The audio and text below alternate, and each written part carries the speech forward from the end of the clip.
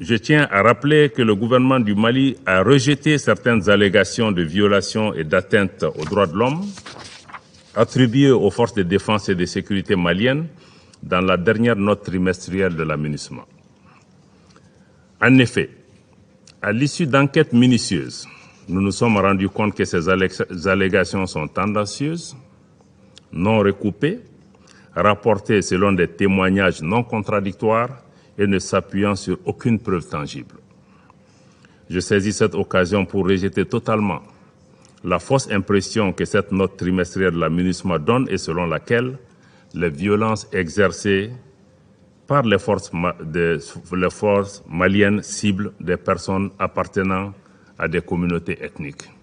Parce qu'au Mali, nous sommes un pays millénaire, un pays multiethnique. Nous avons une armée aussi qui est multiethnique. Il ne peut pas être question au Mali de pouvoir cibler une communauté en particulier. D'évidence, ces allégations ont pour objectif de ternir l'image des forces armées maliennes et de les discréditer vis-à-vis des populations et de la communauté internationale. Cependant, le gouvernement du Mali reste ouvert à tout dialogue constructif avec les organisations de défense des droits de l'homme, y compris la Commission nationale des droits de l'homme pour lutter contre l'impunité. J'ai entendu plusieurs membres du Conseil regretter le retrait du Mali du G5 Sahel, y compris la force conjointe.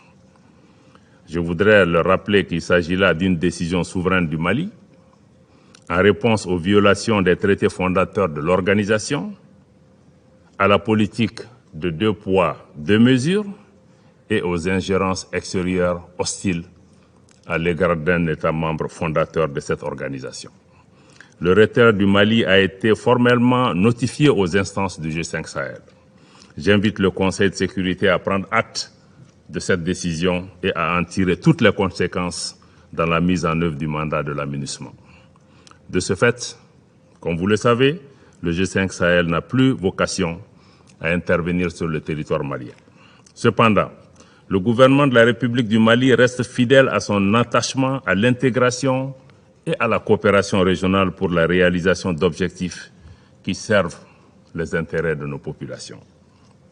À cet égard, le Mali va poursuivre, je vous le rassure, sa coopération bilatérale avec les pays concernés, ainsi que son partenariat sécuritaire régional dans le cadre de mécanismes appropriés, et ce, nous le ferons dans un esprit de bon voisinage, un esprit de fraternité, un esprit de solidarité et dans un esprit d'amitié avec ces pays et ces populations frères.